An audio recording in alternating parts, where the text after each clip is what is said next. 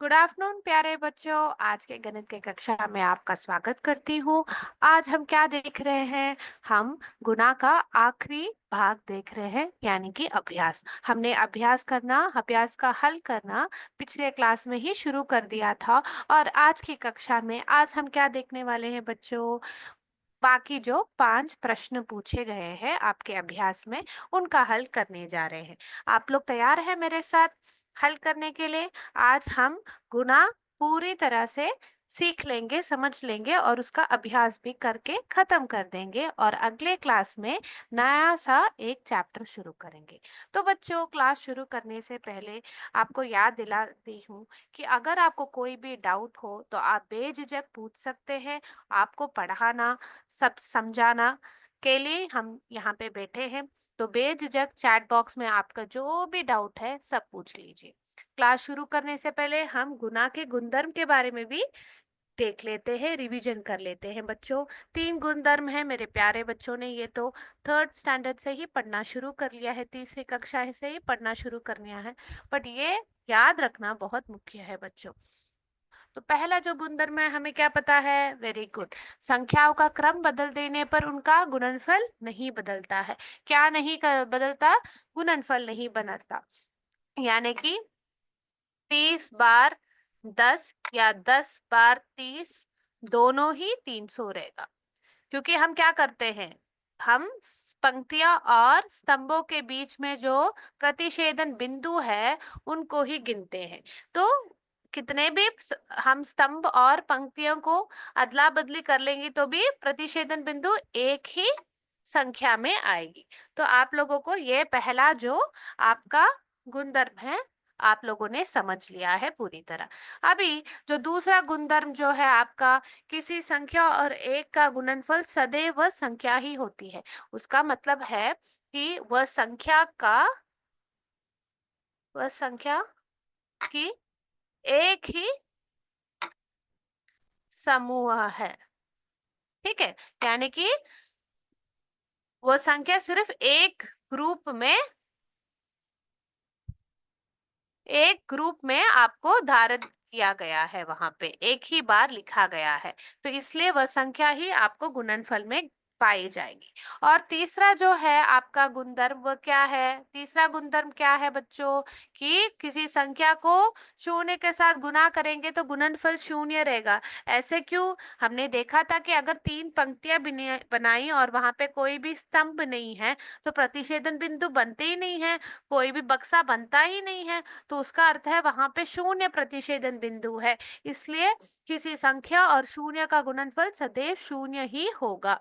ठीक है बच्चों, ये तीनों गुणधर्म आपने सीख लिया और रिवीजन कर लिया आप लोगों ने। अभी सीधा चलते हैं अभ्यास की ओर बच्चों। आपको 5 वार्तिक प्रश्न दिए गए हैं आपके अभ्यास के चैप्टर में। सारे सारे वार्तिक प्रश्नों का हल हम आज करने जा रहे हैं बच्चों। तो मैंने ये एक एक्टिविटी के माध्यम से यहाँ पे बना रखा है, आपको प्रस्तुत करने वाली हूँ। तो आप मेरे साथ आंसर ढूंढ निकालिए, हल कीजिए। ठीक है, अभी स्क्रीन शेयर करती हूँ बच्चों, ध्यान से समझिए और मेरे साथ हल कीजिए। तो बच्चों, अभी हम क्या करने वाले हैं? पार्ट 3 के गुणन अभ्यास कक्षा 5 के हल, जो भी वार्तिक प्रश्न है उनका हल करने वाले हैं। तो पहला जो प्रश्न यहाँ पे आपके जो टेक्स्ट बुक में है, ये तीसरा प्रश्न है। यहाँ पे लिखा गया है कि एक स्कूटर का मूल्य, यानी कि एक स्कूटर, या एक मिनट बच्चों, हाँ यहाँ पे देखिए, एक स्कूटर यानी कि सिर्फ एक स्कूटर का मूल्य, मूल्य मतलब उसका कितना पैसा खर्च होता है एक मूल्य स्कूटर खरीदने के लिए। तो एक स्कूटर का मूल्य कितना हुआ? यहाँ पे 5 अंक की संख्या है तो इसको कैसे पढ़ेंगे? यहाँ पे 10,000 तक घर है तो यहाँ पे क्या पढ़ेंगे आप इसको? 62,519 रुपए है। तो एक स्कूटर का मूल्य कितना है? एक स्कूटर का मूल्य 62,519 रुपए है। ऐसे 145 145 स्कूटर खरीदने के लिए, तो कितने खरीदने हैं? 145 स्कूटर खरीदने के लिए कितने रुपए देने होंगे? तो यहाँ पे आप क्या कर सकते हैं? दो चीज कर सकते हैं आप। ये जो 62,519 को 145 बार आप जोड़ सकते हैं, नहीं तो आसानी से आप 62,519 को 145 के साथ आप गुणन कर सकते हैं। ठीक है बच्चों, ऐसे आप जो गुना करने के बाद कितने कुल रुपए खर्च होंगे हमें ढूंढ निकालना है। तो मेरे प्यारे बच्चों, कैसे करेंगे? आप लोगों को पहले जब आपको वार्तिक प्रश्न आएगा, आपको क्या करना चाहिए? आपको क्या कहा गया है वो समझना चाहिए। क्या करना चाहिए बच्चों? आपसे क्या कहा गया है? आपको पूछा गया है कि एक स्कूटर का मूल्य इतना है, 145 स्कूटर का कितना रहेगा खर्चा? अगर हमने 145 स्कूटर खरीदे तो हमें कितना खर्च हुआ, आपको ज्ञात करना है। तो अभी यहाँ पे देखिए मेरे साथ, हम आगे बढ़ते हुए देखते हैं कि अगला आपसे क्या कहा गया है। ठीक है, कैसे हल करते हैं? तो यहाँ पे 145 स्कूटर है बच्चों, और आप कैसे करेंगे? प्रति एक आप ऐसे लिखेंगे, ऐसे हल लिखने के बाद प्रत्येक स्कूटर का मूल्य कितना है? 62,519 है। ऐसे आपके नोटबुक में लिखिए, प्रत्येक स्कूटर का मूल्य 62,519 है। तो इसको आप एक पंक्ति में लिखेंगे। अगले पंक्ति में क्या लिखेंगे? कुल 145 स्कूटर खरीदने के लिए खर्च किए गए पैसे कितने रहेंगे? आप देखिए, आपको क्या करने का पड़ेगा? 62,519 रुपए बार 145 स्कूटर, तो आपको हल करना पड़ेगा। तो ये जो हल है मैं आपको बोर्ड में करके दिखाती हूँ, ताकि आप कैसे सही से आंसर ढूंढ निकाल सकते हैं वह आपको सिखा के देती हूँ। परंतु पहले आप नोट कर लीजिए, प्रत्येक स्कूल ऐसे लिखेंगे। जब कभी भी आपको वार्तिक प्रश्न पूछा जाएगा तो आप क्या करेंगे? पहले जो प्रश्न है उसको समझेंगे। तो यहाँ पे हमने समझ लिया कि एक स्कूटर का इतना मूल्य है, और 145 स्कूटरों का मूल्य कितना है, खरीदने के लिए हमें कितना पैसा खर्च होगा। तो यहाँ पे 145 स्कूटर है, और कितना, तो आप हल लिखते वक्त प्रत्येक स्कूटर का मूल्य इज इक्वल टू, ऐसे आप उसका मूल्य यहाँ पे लिखेंगे। कुल 145 स्कूटर खरीदने के लिए खर्च किए पैसे ढूंढने के लिए आप क्या करेंगे? एक स्कूटर का मूल्य और कितने स्कूटर, तो यहाँ पे 145 स्कूटर ढूंढना है, तो इनका गुणन करेंगे। तो चलो बच्चों, अभी गुना करके देखते हैं। आप बोर्ड पे ध्यान दीजिए बच्चों, यहाँ पे हमें कैसे लिखना है। वेरी गुड, आपको इस प्रकार से लिखना है, ध्यान से लिखिए। चलिए मेरे साथ आगे बढ़ते हुए ध्यान से लिखिए बच्चों। तो आपको किसका गुणन करना है? 62,519 का 145 के साथ गुणन करना है।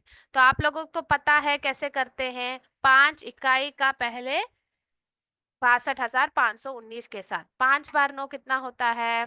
Very good, 45। 5 बार 1 कितना होता है? 5। 5 के साथ आप 4 जोड़ेंगे तो 9 आएगा। Very good. 5 बार 5 कितना होता है? 25। तो 5 यहाँ पे, 2 हमारा अग्रण्य है यहाँ पे आएगा।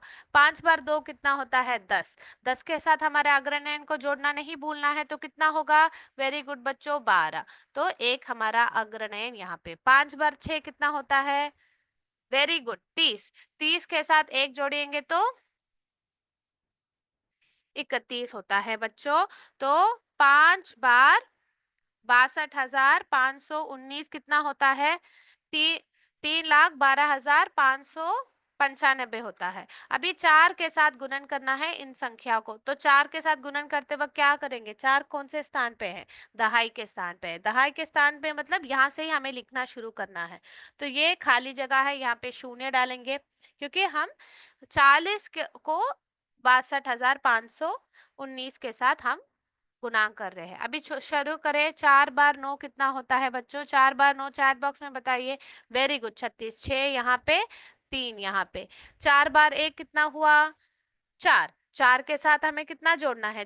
3 जोड़ना है। 4 के साथ 3 जोड़ के बताइए। Very good, 7। 4 के साथ 5 गुना कीजिए। Very good, 20। तो 0 यहाँ पे, 2 यहाँ पे। अभी 4 बार 2 कितना हुआ? Very good, 8। 8 के साथ 2 जोड़ेंगे तो 10 प्राप्त होगा। तो 0 यहाँ पे, 1 यहाँ पे। अभी 4 बार 6 कितना हुआ बोलिए? Very good, 24। 24 के साथ 1 जोड़िए। Very good, 25। तो ठीक है। अभी आपको कितना हुआ? 62,000, 62,519 बार 4 कितना हुआ आपको? इतना हुआ। अभी आपको 1 के साथ गुणन करना है। 1 सेकंड, तो सेकंड का घर आप यहाँ से लिखना शुरू करेंगे। ये दो खाली स्थान है, तो यहाँ पे 0 और 0 बनाएंगे। ठीक है। अभी देखिए, अभी 1 के साथ गुना करेंगे तो आपको क्या पता है कि वही संख्या यहाँ पे आएगी। तो उसी प्रकार 9, 1, 1 बार 5 5, 1 बार 2 2, 1 बार 6 6।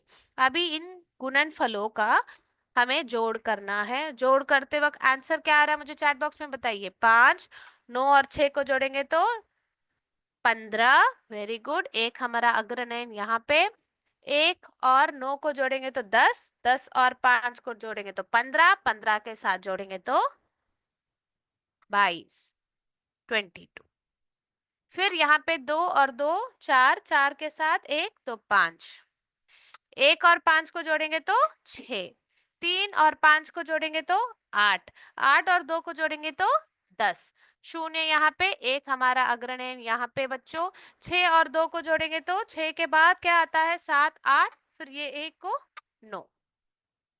तो कितना हुआ? 90,65,255 रुपए खर्चा होंगे अगर हम 145 स्कूटर खरीदने के प्रयास करेंगे। हम तो देखिए बच्चों, ये रहेगा आपका आंसर। आप लोगों ने नोट कर लिया, समझ लिया? मैं स्क्रीन शेयर करती हूँ। सही से हमने आंसर ढूंढ निकालना है कि देखते हैं। देखिए, हमने सही से आंसर ढूंढ निकाला है। वेरी गुड, सभी सभी लोग बच्चों ने सही से आंसर ढूंढ निकाला है। तो ये सही है। तो यहाँ पे हम क्या करेंगे? यहाँ पे हम टिक लगाएंगे। ठीक है। तो यहाँ पे अगला प्रश्न की ओर बढ़ते हैं। Very good. अभी अगला प्रश्न आपसे, जो चौथा प्रश्न है आपका टेक्स्ट बुक में, आपके पाठ्य पुस्तक में, उसके ओर बढ़ते हैं। यहाँ पे कहा गया है कि एक पेटी में 144 सेब आते हैं। कितने आते हैं? 144 सेब आते हैं। और उस फल मंडी में, एक फल मंडी में ऐसे ही 32,275 पेटियां रखी है। तो आपको क्या बोला गया है? यहाँ पे आपको सेब के बारे में ढूंढ निकालना है। तो पहले कहा गया है कि एक पेटी यानी कि एक बक्से में, एक बॉक्स में 144 सेब आते हैं। अभी एक फल मंडी में यानी कि एक फ्रूट के दुकान में ऐसे ही इतने पेटियां रखी हैं, यानी कि 32,275 पेटियां रखी है। अभी हमें क्या करना है? मंडी में कुल कितने सेब है ज्ञात करना है। कितना, क्या ज्ञात करना है बच्चों? मंडी में कुल कितने सेब है हमें ज्ञात करना है यहाँ पे। तो चलिए बच्चों, ज्ञात करें। चलो, अभी कैसे ज्ञात करते हैं देखते हैं। Very good. तो यहाँ पे आप स्क्रीन पे देखिए, बोर्ड पे देखिए बच्चों।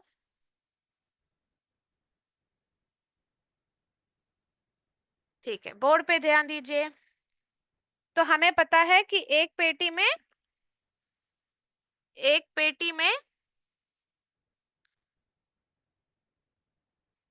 144 सेब है। ऐसे 300 कुल सेब की संख्या, कुल कितने सेब है आप ज्ञात करना है। तो क्या करेंगे? कितने हैं?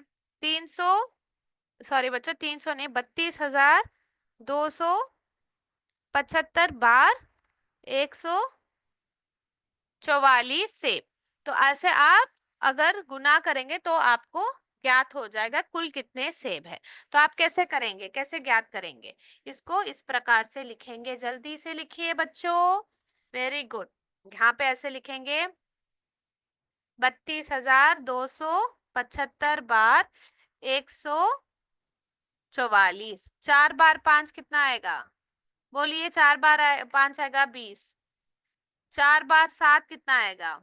Very good. बताइए कितना आएगा? 28। 8 यहाँ पे, 28 के साथ 2 जोड़ेंगे तो 30, तो 0 यहाँ पे, 3 यहाँ पे। 4 बार 2 कितना होता है बच्चों? 4 बार 2 कितना होता है? 8। 8 के साथ 3 जोड़िए, 9 10 11। तो 1 यहाँ पे, 1 हमारा अग्रनेन यहाँ पे। 4 बार 2 हमें ऑलरेडी पता है क्या है? 8 है। 8 के साथ 1 जोड़ेंगे तो 9। 4 बार 3 कितना हुआ बच्चों? 4 बार 3 कितना हुआ? 12। तो आप 12 ऐसे ही लिखेंगे, वहां पे कोई अग्रनयन नहीं दिख रहा है ना बच्चों आपको?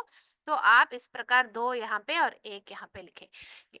तो यहाँ पे आपको देखा, आपको मिल गया हमारा आंसर। अभी यहाँ भी 4 है, तो बट ये 4 दहाई है, तो आप 0 यहाँ पे लिखेंगे। आपको पता है कि अगर हम 4 के साथ 32,275 गुणन करेंगे तो ये रहेगा हमारा गुणनफल। तो इसको ऐसे ही लिखिए, बट यहाँ से शुरू करिए। 0 0 1 9 2 और 1। आसान है? आप लोगों को समझ आ गया कि ये 0 हमने यहाँ पे एक्स्ट्रा डाला, परंतु क्योंकि 4 के साथ ही गुणन करने वाले हैं तो आंसर तो गुणनफल तो 1 ही आएगा, तो उसी आंसर को यहाँ पे सही से लिख दीजिए।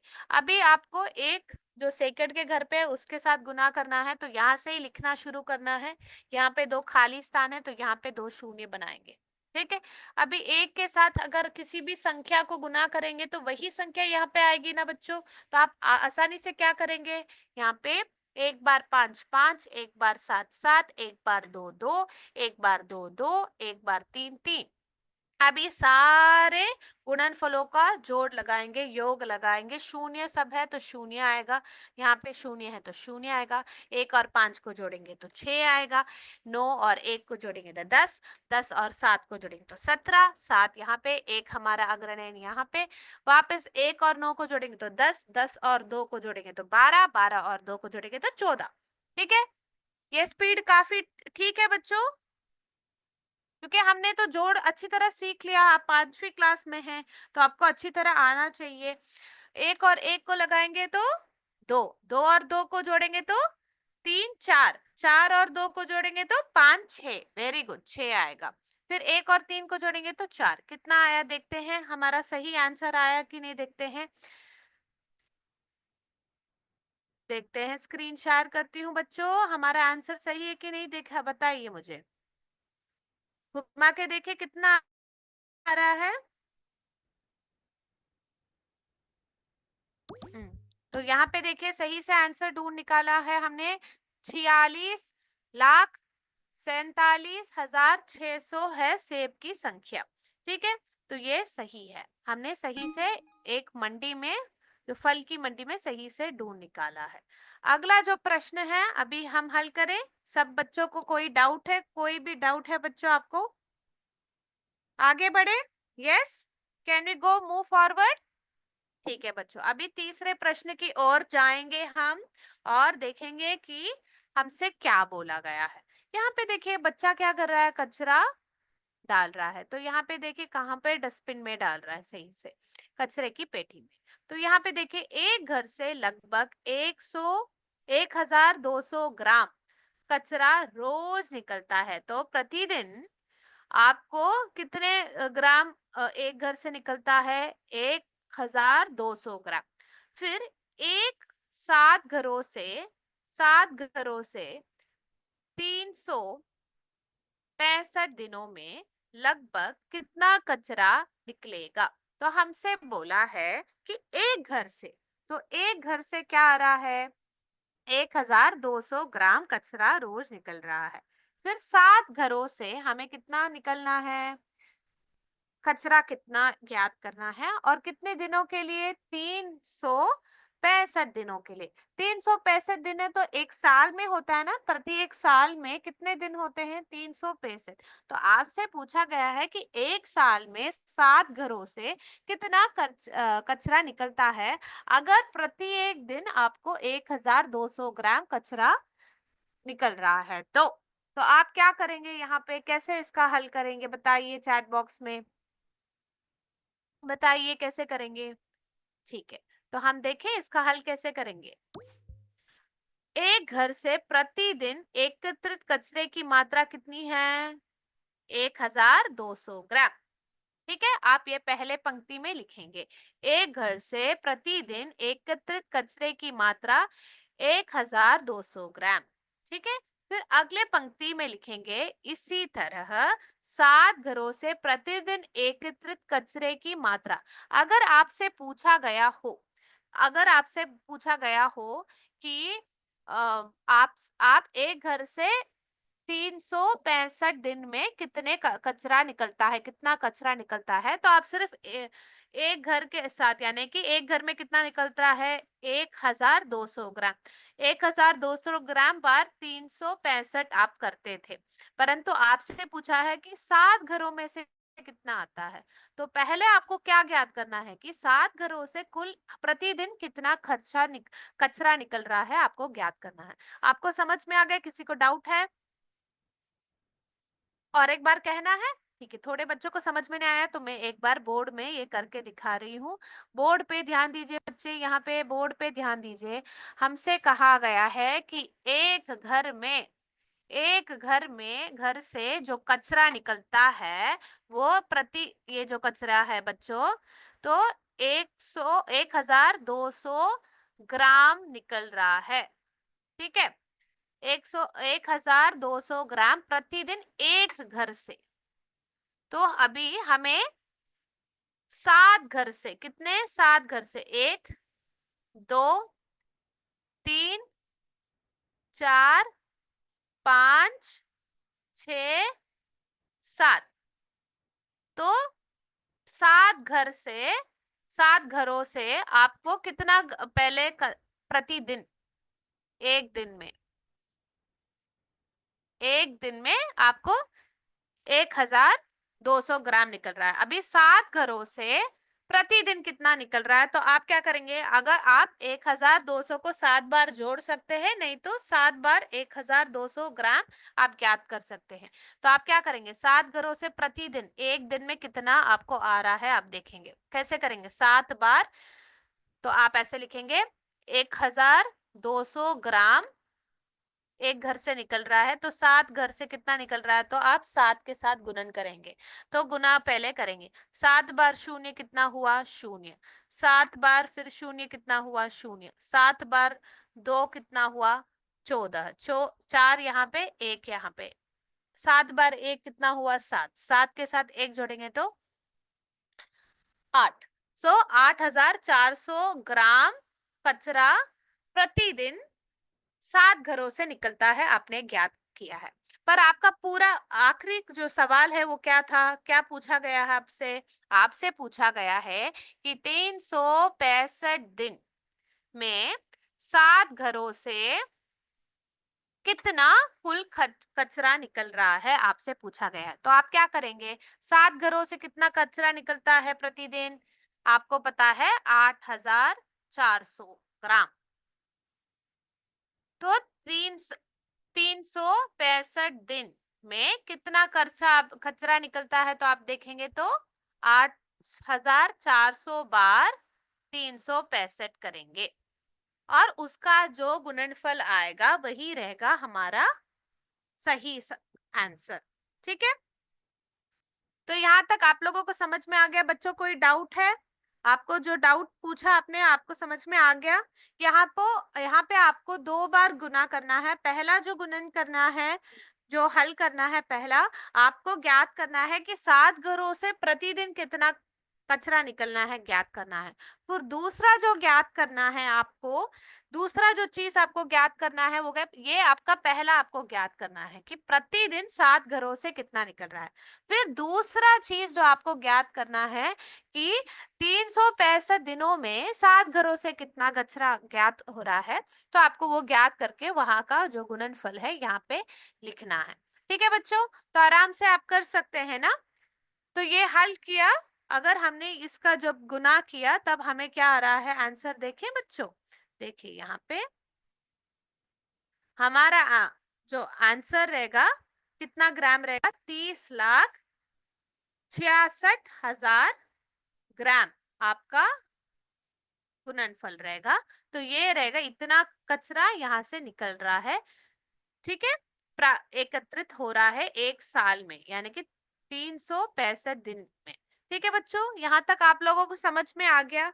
आप लोगों को कैसे गुणन करना है उसका तो बेसिक ऑपरेशन आपको समझ आ गया है, वो सिखा दिया है। तो आप खुद आपके नोटबुक में वो हल करके देखिए, परंतु इसको कैसे समझ के हल करना है वो सिखाने के लिए आज का क्लास है।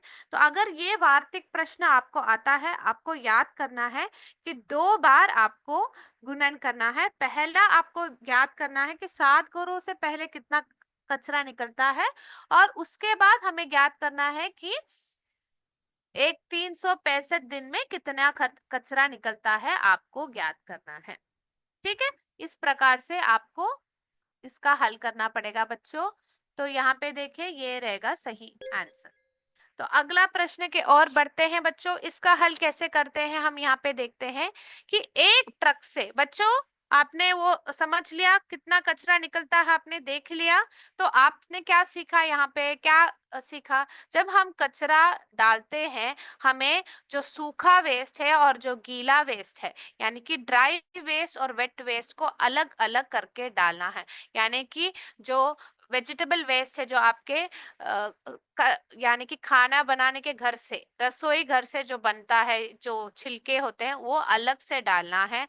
जो आप ऐसे नहीं बायोडिग्रेडेबल ना हो उसको आप क्या करेंगे, आप सही से क्या करेंगे, आप एक अलग प्लास्टिक के जो भी सामान है अलग से डिब्बे में डालेंगे, अलग अलग करके आप उसको बांटेंगे, ताकि जो कर्मचारी है उनको आराम से वो वेस्ट का रिसाइकल रिपर्पस कर सकते हैं। ठीक है बच्चों, तो वो याद रखिए। अभी हम चले आपके जो चौथे प्रश्न की ओर, आज के चौथे प्रश्न की ओर। आपके टेक्स्ट बुक में इसका 6वां प्रश्न है ये बच्चों।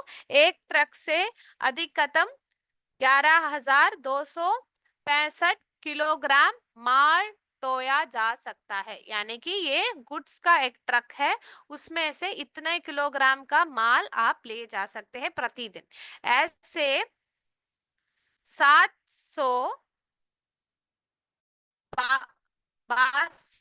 ट्रकों से अधिकतम कितना माल ढोया जा सकता है, सकेगा। तो एक ट्रक से इतना हो सकता है, तो इतने ट्रकों में हर दिन आप कितना माल ले जा सकते हैं वह ज्ञात करना है। तो कैसे करेंगे, बहुत आसान है। पहले एक निश्चित समय में एक ट्रक द्वारा परिवहन की जाने वाली अधिकतम वस्तुओं की संख्या कितनी है, 11,265। इसी तरह 762 ट्रकों द्वारा ले जाने वाली अधिकतम वस्तुओं की संख्या कितनी होगी, ये जो संख्या है 11,265 बार 762 ट्रक।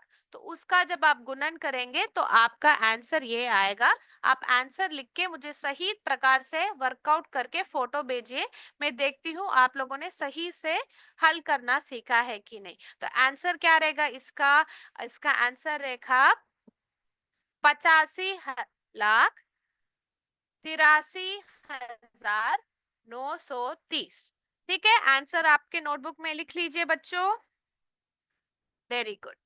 ठीक है, अभी आप लोगों को समझ में आ गया, आप लोगों लिख लिया आपके नोटबुक में, ऐसे लिख लीजिए, आंसर ऐसे लिख लीजिए और वर्कआउट करके मुझे आपको भेजना है व्हाट्सएप में, और मैं आपका आपने सही से किया है कि नहीं मैं देखूंगी। ठीक है, तो चलिए अभी अगले प्रश्न की ओर बढ़ते हैं।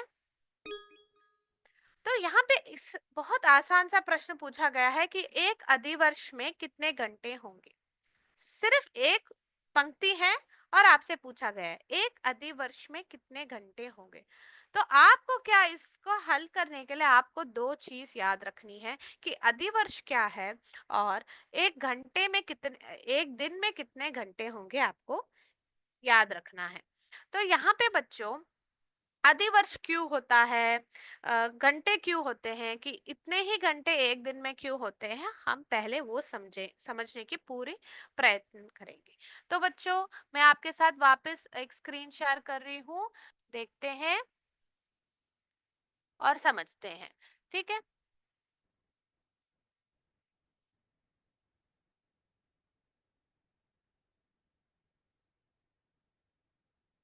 तो बच्चों यहाँ पे पहले समझने की कोशिश करते हैं कि धरती का जो घूर्णन है और धरती जो सूर्य के और परिक्रमा करते हैं, जैसे हम मंदिर के, अगर भगवान का मूर्ति रखा जाता है हम मंदिर में, हम क्या करते हैं, उसका परिक्रमा करते हैं, उसी प्रकार धरती भी सूर्य के परिक्रमा करती है, चारों ओर घूमती है। तो हमारा जो धरती दो चीज करता है, एक ही समय में, प्रति एक समय में, क्षण में हमारा जो धरती है वो क्या करता है बच्चों, पता है, पृथ्वी जो है वो क्या करती है पता है, वह क्या करती है, पहले सूर्य के और वो परिक्रमा करती है।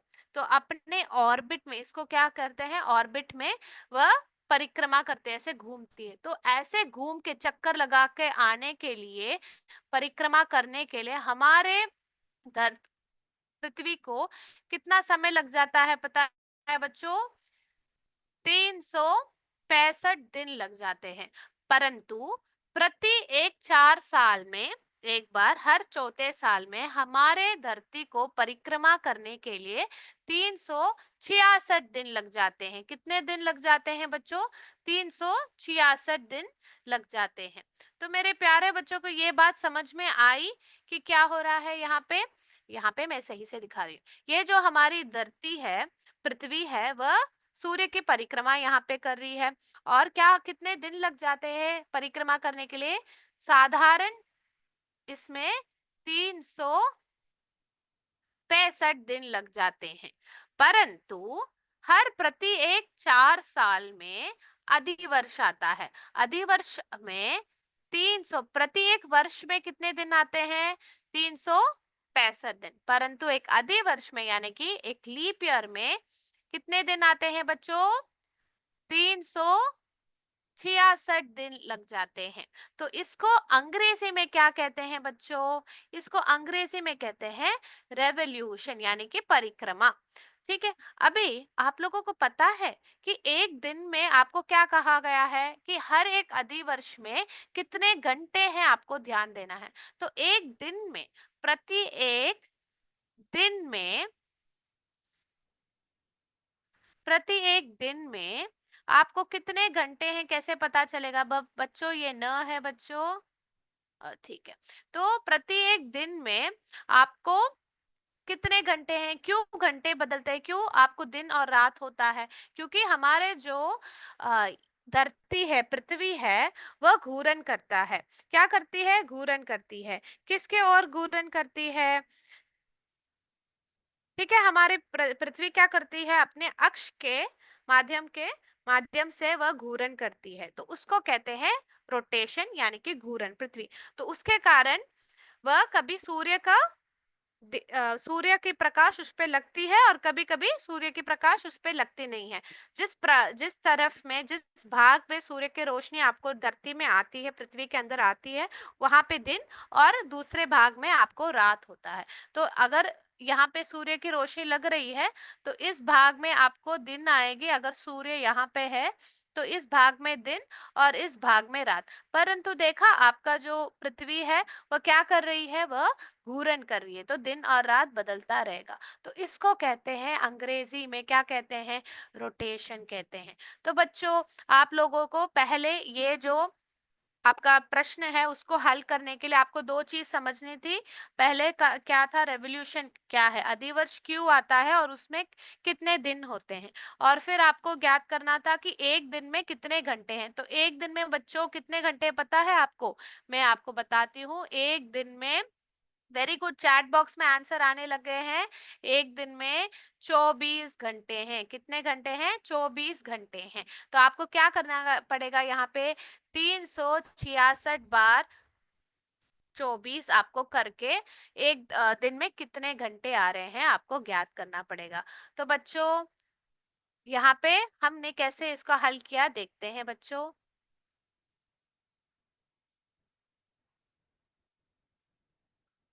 तो देखें कैसे हल किया। तो एक अधिक वर्ष में दिनों की संख्या कितनी होगी? 366 दिन। एक दिए गए दिन में घंटों की कुल संख्या कितनी है? 24 घंटे। तो एक अधिवर्ष में घंटों की कुल संख्या कितनी रहेगी बच्चों? 366 बार 24। तो कितना हुआ, कितना आएगा आपका आंसर, कितना आएगा? 8,784 आपका आंसर रहेगा। 8,784 घंटे आपको आएंगे। ठीक है बच्चों, आपको वो समझ में आ गया? Very good. आप आंसर लिख लीजिए, आपको 1 मिनट देती हूँ और आप जल्दी से लिख लीजिए, फिर आज का क्लास यहाँ पे समाप्त करते हैं। बच्चों आपको ये याद रखना है कि एक साल में अगर एक साधारण वर्ष है तो सिर्फ 365 दिन होंगे, परंतु अधिवर्ष में 366 दिन होंगे। तो आपको वह सही से याद रखना है ये प्रश्न का हल करने के लिए। मेरे प्यारे बच्चों को घूर्ण और परिक्रमा के बारे में समझ आ गया? Yes, very good. तो आज का क्लास यहाँ पे समाप्त करते हैं। हमने सही से इसका आंसर ढूंढ निकाला है। तो आज का क्लास यहाँ पे समाप्त करते हुए जय विद्याशक्ति, जय हिंद, जय भारत। थैंक यू बच्चों। Thank you sir.